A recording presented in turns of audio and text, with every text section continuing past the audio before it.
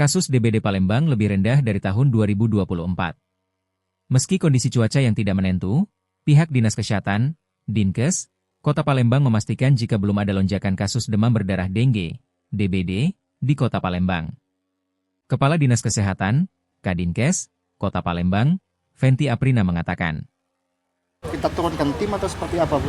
Ya, jadi ada penemuan itu DBD, alhamdulillah tahun ini itu jauh kasusnya di bawah tahun kemarin ya, jadi tidak ada perkembangan. Namun tetap kita harus lakukan upaya-upaya untuk pencegahan demam berdarah ini dengan tetap melakukan pemberantasan sarang nyamuk. Jadi gerakan serentak pemberantasan sarang nyamuk itu terus dilakukan.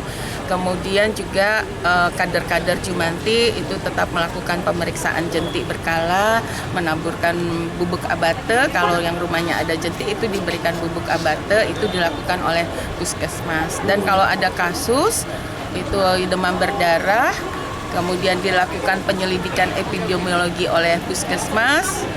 Jika memenuhi syarat itu dilakukan fogging.